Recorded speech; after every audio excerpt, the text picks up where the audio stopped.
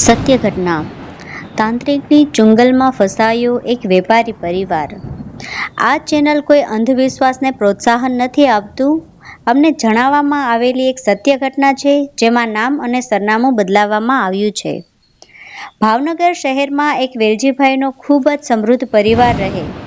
પૈસાની સાથે સાથે પરિવારમાં સંસ્કારો પણ ભારોભાર જોવા મળે. વેલજીભાઈ, તેના પત્ની, તેનો દીકરો અને દીકરાની વહુ માતા પિતાની ખૂબ જ મર્યાદા રાખે. વેલજીભાઈનો ધંધો પણ ખૂબ જ ફળ્યો ફૂલ્યો.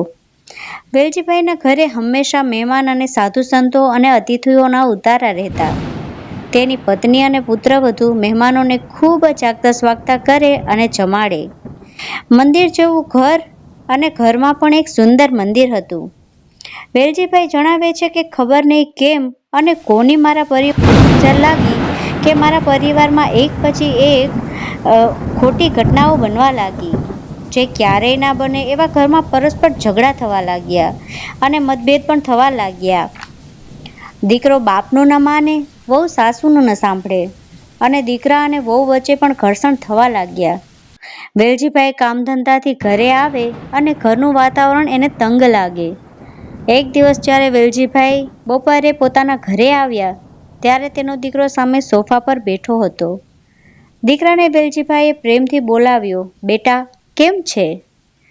પણ દીકરાએ તો તેની સામે મોટી મોટી ફાટેલી આંખો કાઢી, માથું ધૂણાવી ને ફાટેલા સાદે વેલજીભાઈને કહ્યું, શું છે તારે?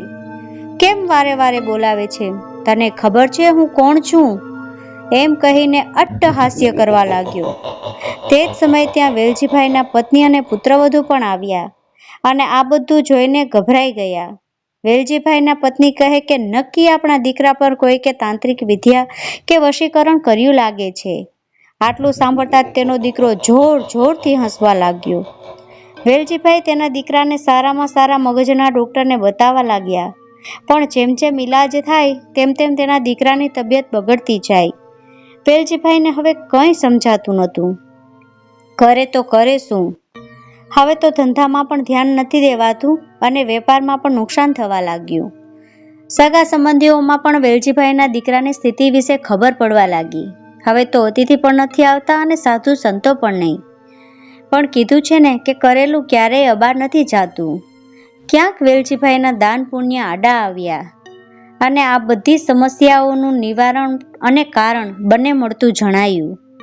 બધું આવતા અંકે. જો તમારી પાસે આવી કોઈ ઘટના હોય તો મને કમેન્ટ કરો. મારા ચેનલને લાઈક, શેર અને સબસ્ક્રાઈબ કરો.